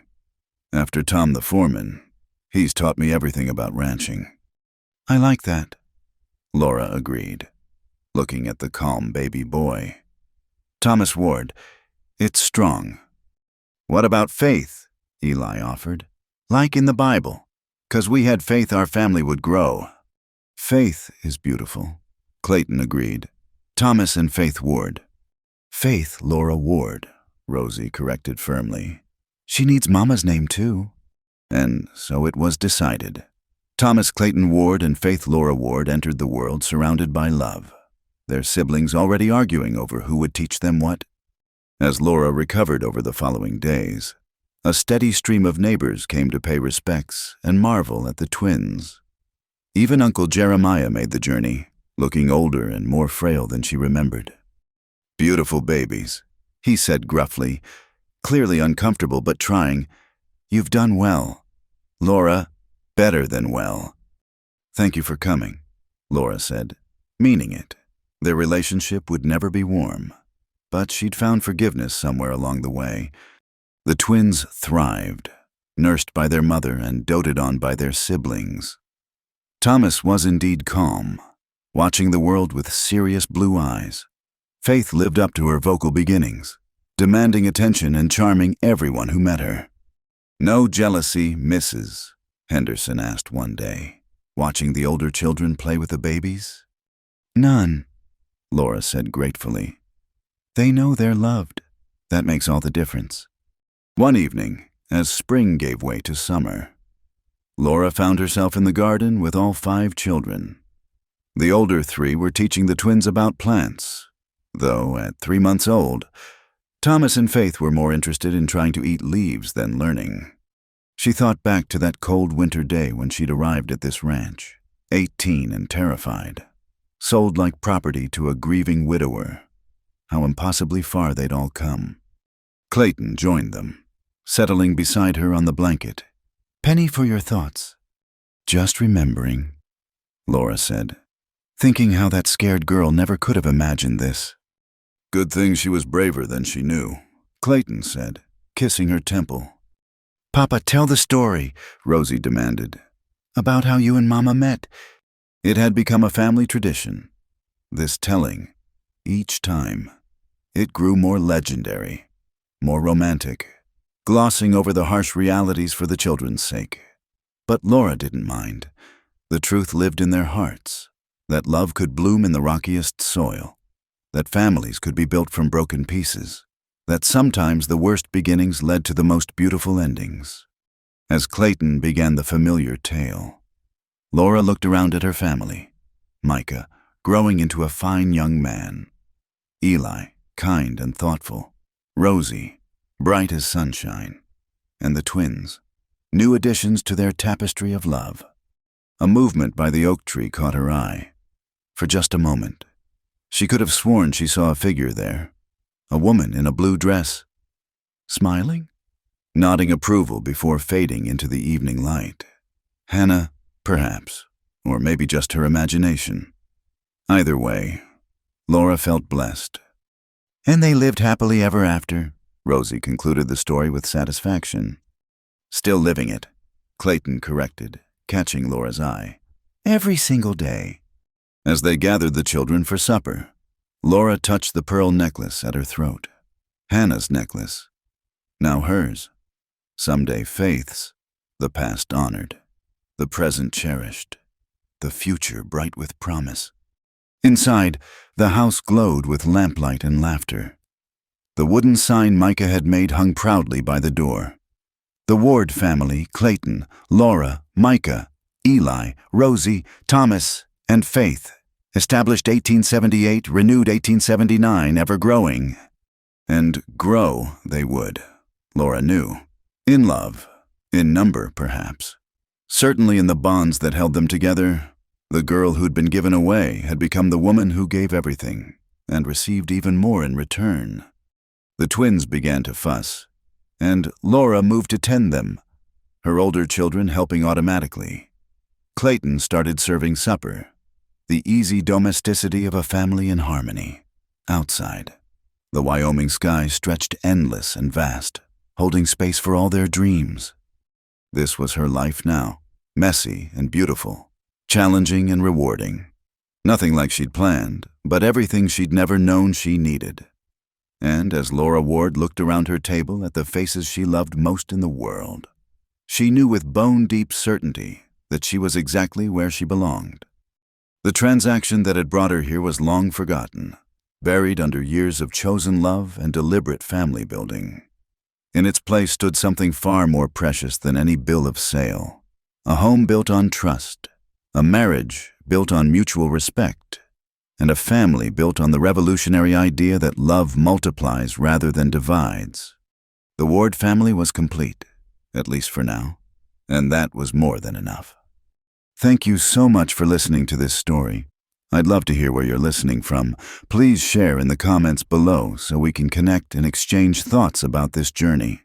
If you enjoyed this tale from the Wild West, please subscribe to my channel, Wild West Night. Give this video a like.